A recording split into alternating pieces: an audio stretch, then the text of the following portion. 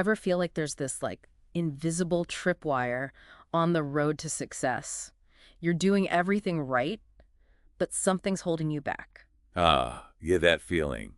I know it well. Today, we're diving deep into Ryan Holiday's Ego is the Enemy to untangle that very thing. What's so cool about this book is how it uses these huge historical figures, emperors, generals, even artists, to show how ego can totally sabotage us. Right. Like, we're not talking about your friend who can't take a compliment. This is about that inner voice, the one that tells you you're not good enough, that you already are good enough, so why bother trying harder? And Holiday's approach is really refreshing, actually. Yeah. He doesn't just preach at you. Oh, no, he's right there in the He trenches. talks about his own ego battles. He even ended up in the ER once because a hero of his dissed his work. Can you imagine? It makes you realize that everyone struggles with this, even those who seem to have it all figured out. Totally. And what Holiday really drives home is how this need to be right all the time, to be the smartest person in the room. It actually prevents us from doing our best work. It's like this barrier that blocks us off from real feedback, from genuine connection. From growth, even. And get this, he uses General William Tecumseh Sherman, the Civil War hero, as a prime example of someone who fought this ego battle and won. Sherman's story is so interesting, right? Because he achieved all this military success, but stayed remarkably grounded. I mean, he was even offered the presidency. No way, really. Not once, but multiple times. And he flat out refused. Wow. He said he had all the rank I want. Most people would be tripping over themselves for that kind of power, but Sherman saw right through it. Instead of chasing the spotlight, he actually asked not to be in charge sometimes. He wanted to learn, to keep growing. There's this great anecdote in the book. Apparently, Sherman once told a young soldier, "Don't chase applause, become so good they can't ignore you." I love that. It's about mastery, right? Focusing on the craft itself, not on external validation. Exactly. Eh. It's funny, though, because we hear so much about finding your passion these days. Right. Follow your bliss and all that. But Holiday actually pushes back on that a little. He argues that blindly following passion without this groundedness can be a recipe for disaster. Oh, I can see that. Passion without direction. He compares figures like Eleanor Roosevelt, who had this incredible sense of purpose, Right. to someone like George W. Bush, who was definitely passionate about the Iraq War. But we've seen how that turned out. Yeah. Passion without a strong internal compass can be blinding. And Holiday gives this example of this Roman poet, Martial. Super talented guy, but he was eaten alive by his own resentment. Oh, right, because he was writing for these wealthy patrons. Which I guess paid the bills. Sure, but he was so bitter about it. He was so focused on what he didn't have, this dream estate where he could write in peace, that he couldn't appreciate the opportunity right in front of him. He could have been learning from these successful patrons, building relationships, but his negativity just poisoned everything. It's like that saying, comparison is the thief of joy. Or in Marshall's case, the thief of opportunity. Cool. So what's the alternative? If we shouldn't just blindly follow our passion, what should we do? Well, Holiday suggests this really interesting approach. Instead of being the center of attention, become an anti-belo. An anti-whatto. An anti-belo. It literally means clearing the path. Okay. So instead of demanding the spotlight, you're supporting those around you, creating opportunities for them. Sounds counterintuitive. It does, right. But Holiday argues that this service-oriented approach actually leads to faster learning and growth. So instead of me, it's about adding value, being part of something bigger. Exactly. He uses the example of Bill Belichick. Oh, yeah, the mastermind behind the Patriots dynasty. Legendary coach. Yeah. But before all the Super Bowls, Belichick was grinding away behind the scenes, mastering the art of analyzing game film. This was back in the day, no fancy software or anything. Old school. Just him. Hours of footage and a really sharp eye. And that's how he made himself indispensable. You became the best at something no one else wanted to do. That's a good lesson right there. Okay, so we've talked about ego in those early stages of striving and hustling. But what happens when you actually start to taste success? That's when things get really interesting and dangerous. Holiday says early success is often the breeding ground for the worst kind of ego. Because you start to believe your own hype. Exactly. The praise, the awards, the attention. It's intoxicating. It's easy to get swept up in all that. And to illustrate this, he contrasts two really different figures, Ulysses S. Grant and, once again, William Tecumseh Sherman, both celebrated generals. But with very different approaches to success. Right. So Grant, after leading the Union to victory in the Civil War, became a national hero. Understandably so. He rode that wave straight to the White House, but, and this is the interesting It part, didn't go so well. let's just say the presidency changed him. As President, Grant surrounded himself with yes men, Oh, not good. people who just reinforced his every decision. And he made some pretty bad calls, actually. Yeah, those scandals really tarnished his image. It seemed like the success, the hero worship, it all went to his head. And Sherman, on the other hand, he managed to avoid that whole ego trap. Completely remember multiple offers for the presidency, all politely declined. Just walked away from it. He seemed to understand the dangers of that kind of power, how easily it can inflate your sense of self. He had that awareness. He said, "The only real power I've ever had was over myself." Wow. Talk about self-awareness. That's a whole other level of strength. And it speaks to Holliday's point about defining your own values, having that internal compass. He brings up Katharine Graham. Oh, yeah. Katharine Graham, she inherited the Washington Post, right? He didn't inherit it in the 60s. Huh. Talk about being thrown into the fire. Wasn't she one of the first female CEOs of a major company? She was, and she didn't choose it. Her husband, who ran the paper, died by suicide, and suddenly she's in charge, facing a hostile takeover, a printer strike, everything at once. That's intense. Talk about pressure. And the inspiring thing is Graham could easily crumbled, but she focused on what mattered to the paper, her family, her own integrity. She held on to her values. She made tough decisions, learned as she went, and ultimately proved herself as a leader. It makes you think about how we face those curveballs, you know? It's not about never failing, it's how you handle it when you do. That's where ego really comes out, doesn't it?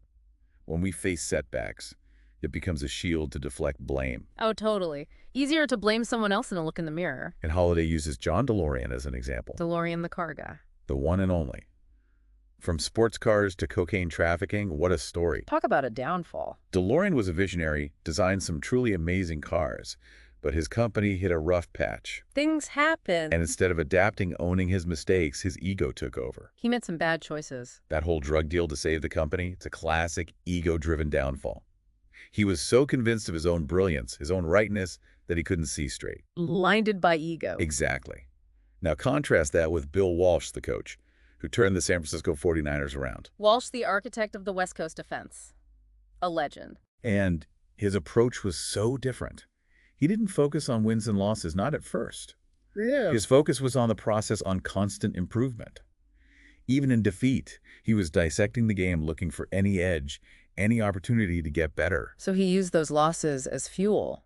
Exactly. Yeah. It's something we can all learn from that growth mindset. Malcolm X, another figure Holliday talks about, called books his alma mater, because he spent his time in prison reading, learning, transforming himself. Turning a negative into a positive. It's all about perspective.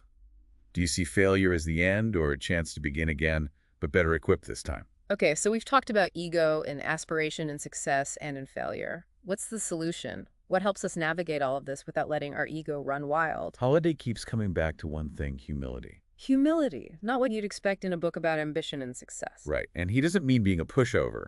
He means this quiet confidence, this willingness to put the work, the mission ahead of your own ego. And an example he uses is General George C. Marshall. The man behind America's strategy in World War II. That's high stakes. And get this, Marshall was offered command of the D-Day invasion, the most pivotal military operation in modern history, and he turned it down. Wow, he turned down D-Day. He said, "My personal feelings have nothing to do with it." He knew someone else might be a better fit, and he put the needs of the many above his own desire for glory. Now that's leadership, putting the mission first. And it wasn't just grand gestures. Marshall was known for his ability to forgive even those who had wronged him. Really? Even his enemies? He recognized that holding on to grudges, seeking revenge, it only hurt him in the end. There's a certain strength in that, letting go of anger. It takes real strength. And it connects to this idea of responding to negativity with grace, with dignity. Holliday talks about Frederick Douglass, who, when asked to move to the baggage car on a train because of his race, refused. Yes, sir. He said, they cannot degrade Frederick Douglass. He refused to be defined by their hate. Powerful, right? He chose how he responded, choosing self-respect over anger. So powerful. Compare that to, say, Dave Mustaine, the musician who was kicked out of Metallica early on. Oh, yeah, and went on to form Megadeth, which is huge in the metal world. Absolutely. But even decades later, Mustaine was still carrying around that resentment, that anger at Metallica. He held on to that grudge. It's like his ego wouldn't let go of the wound. So how do we avoid getting stuck in that cycle of resentment? How do we deal with being wronged, with feeling slighted, without letting it consume us? That's where Holiday gets really interesting. He argues that the answer, even when it feels counterintuitive, is love. Love. It seems kind of, I don't know, out of place when we're talking about cutthroat industries, rivalries, betrayals. It does, right. But stick with me on this. Holiday uses Orson Welles as an example. Well, Citizen Kane. Exactly. And that film, well, it ruffled some feathers, let's say. William Randolph Hearst was not a happy camper. To put it mildly, Hearst saw it as this personal attack, which, to be fair, it kind of was. Oh, yeah, that's the whole story behind it. And he used his power to try to destroy Wells and the film. It was like a David and Goliath battle. Total power move. But Wells, instead of fighting back, he took a different approach. He didn't engage in the mudslinging. He didn't let Hearst's hate, define him. He rose above it. Exactly. He just kept creating, kept making films, let his work speak for itself. And there's a quiet power in that, don't you think? Not letting someone else control your narrative. Right. It goes back to what we're talking about with ego. Ego loves a fight. It wants to be right, to prove others wrong. But you can never really win that game, can you? So if ego is the enemy, then humility is. The weapon we use to fight back. But how do you actually cultivate humility? You can't just decide to be humble one day, right? It's not a light switch, no. It's a practice. Holiday uses this metaphor of sweeping the floor. You sweep up the dust, but that doesn't mean it's gone forever. Right, you have to keep at it. So it's about awareness then, constantly checking yourself, making sure your ego isn't running the show. That's a big part of it. Catching those ego-driven thoughts when they pop up, like, I'm better than, or I deserve more than. And then gently choosing a different thought, a different action. That's easier said than done sometimes, though. Oh, 100%. And Holiday's really honest about that. Yeah. He says even he struggles with it. He tells this story about a friend, Dove Charney. The American Apparel guy. Yeah, him. He got ousted from his own company. And even after a series of, let's just say, questionable decisions. Things went downhill fast there. Charney was convinced he was blameless. Everyone else was wrong. He was being unfairly targeted. That's a classic ego move, though, right? Shifting the blame. Totally. And it shows how easy it is to fall into that trap, even when we're the ones creating the problem. So much of this comes back to self-awareness, doesn't it? It really does. Yeah. Recognizing those moments when our ego is in the driver's seat. And then what? How do we start making different choices, actually choosing humility over ego? Holiday talks about seeking out feedback, finding people we trust to give us honest critiques, even if it's tough to hear sometimes. Nobody really likes criticism. No, but it's about being open to the idea that we might not have all the answers, that we can always learn and grow. So embracing that growth mindset. Exactly. It's not about being perfect. It's about constantly striving to be better. So as we wrap up our deep dive into ego is the enemy, what's the one thing you want our listeners to take away from this conversation? That's a great question. I think it comes down to this. What truly matters to you? What are those values, those goals that are bigger than your own ego? Once you've got those in focus, pursue them with everything you've got. But do it with humility, with an open heart, and a willingness to learn along the way. Because ultimately, ego might offer shortcuts, but humility is the path to real, lasting fulfillment.